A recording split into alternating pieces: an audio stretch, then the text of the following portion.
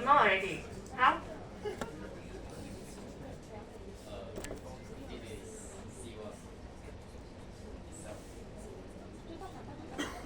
It is C1 itself. Why it is C1 itself?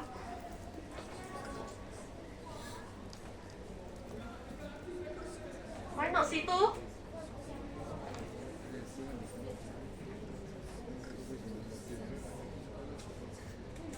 Why your friend tell you answer only, they didn't explain to you. C1 inverse is C1. Why C1? You must know the reason, isn't it? If next time I give you the question, change the code, then how do you find?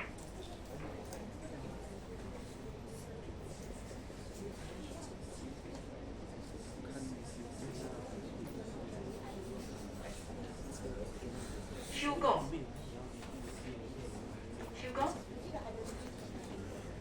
Lim Ca Lok. Not here. Hugo Lim Ca Lok, are you here? Someone you listen or not? You see, we explain, you don't listen. What is the reason? Again, you say. Your friend already explained, no? Why is it C1?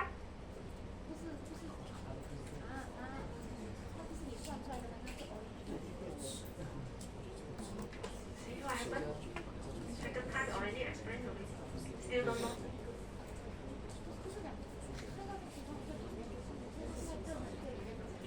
Now, the C0, C1, C2, C3 here, you must know that if we want to find the inverse, we must get back the identity every time, right? So before that, we must find the identity first. For all these four codes here, if we find the identity, we must get back the code itself. This part.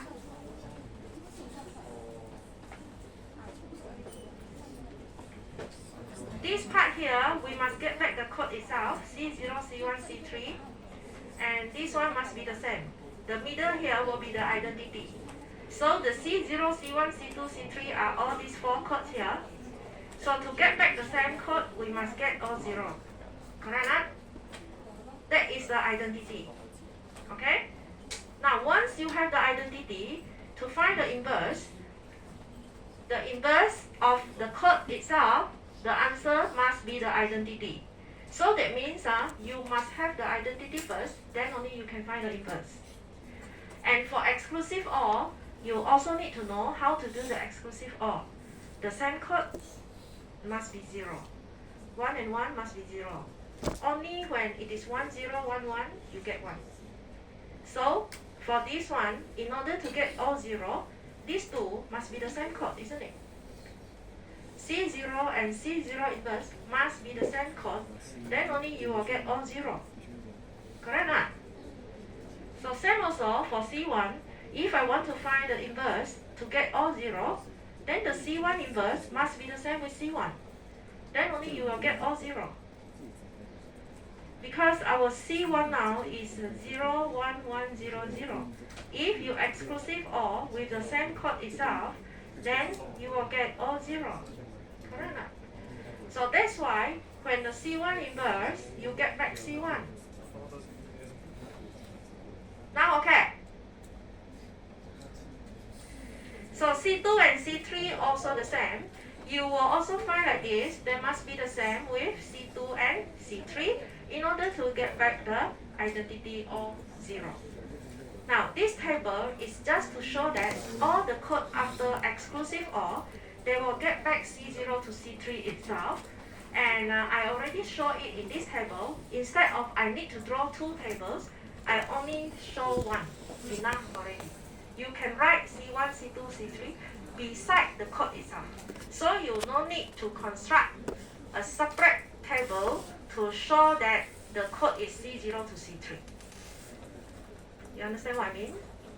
Okay? So just show it in this table.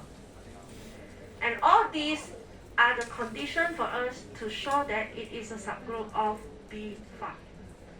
Now, I explained so many times how to show a subgroup. I am sure that during the tutorial, you will say you don't know how to do. When the question asks you, show that the encoding function is a group code. How do you want to do now? First step is, you must show this table first to show that all the answer you get from the 4 codes given. If 4 codes, then it must be 4 codes. If here they give you 6, 7, 8, then in your table here you will have 6, 7, 8. Depends on how many codes are given. Okay? Now, this is the first condition you need to have. Make sure all the answers from the table here are from one of the codes given in the question. Second is you need to find the identity, and the identity answer must be from the codes given also. The third one is to find the inverse for all the codes that you have. If you have 7 codes given to you, then you need to find all the 7 inverse, and the inverse of the codes must be also from the codes given to you. That are the 3 conditions that you must have when you want to show that it is a group code. Okay? Now, I repeat, when you want to determine the codes given is a group code or not, you must show that it is a subgroup first. Okay? Can understand? Can do already. If this question asks how to show a group code, what should you do? So I hope I won't listen, don't know how to do it. When you want to determine it is a group code or not, I repeat so many times already. You need to show that it is a subgroup. Subgroup means these 3 conditions. These 3 conditions is for you to show that it is a subgroup. If the question only asks subgroup, they don't ask a group code, do the same thing. But if they ask for a group code, after you get these 3, you add one more sentence. This one. The encoding function is a group code. If it is not, then just say the encoding function is not a group code. Okay? Now, this part is just to tell you that the minimum weight of the non-zero code word, normally they will put it as a modulus, meaning that they ask you to find the weight of the code. So, if you want to find the weight, just now we already do in the table form, this one.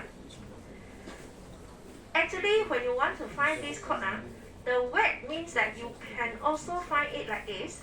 And after you get the answer, you only need to see how many 1 in each code. Like this one. What is the weight for C1? 2, right?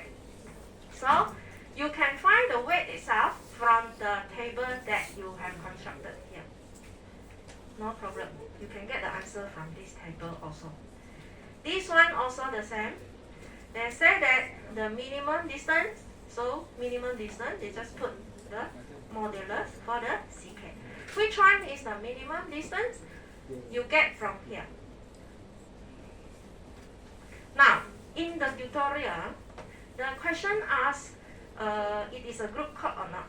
If the question already mentioned that it is a group code, to find the minimum distance, you no need to construct this table anymore. If they say that these 4 codes is a group code, meaning that these 4 is a group code, meaning what? Meaning that if you construct this table, of course the answer will from these 4 codes, right? If it is a group code, right? So, if it is a group code, to find the minimum distance, we can actually see straight away from these 4 codes itself. Which one is minimum? That one will be the minimum distance. Except the question asks you to find the distance of every pair of the code words. If they need to find the distance for every pair of the code words, then you need to construct the table. Okay? Because we want to know what is the distance between C1, C2, C1, C3, C2, C3, and so on, right? Then we construct the table. But if they only ask you to find a minimum distance and you already know that it is a group code, then you straight away see from the code given. Okay? So that is what you need to do for the minimum distance. And also you see here, minimum distance is a minimum weight of all the non-zero chord. So don't say the minimum distance is 0. The minimum distance will start from 1, 2, 3, and so on. No 0. Every time the table, the diagonal sure will be 0. The same chord. C1, C1, C2, C2 must be 0, isn't it? That is not the minimum distance. So the minimum distance will be a non-zero chord. And this one, priority check, I don't think we have time now. For this part, I will start next week for the priority check matrix. And you try to understand this first. Try to do the question that you can first. Okay? Then the rest we will continue. Next week is week 11 already. We should be finished next week already. Okay? And week 12, we will have the replacement lecture on Monday. Okay, so remember that. Okay, thank you class. I'll see you again next week.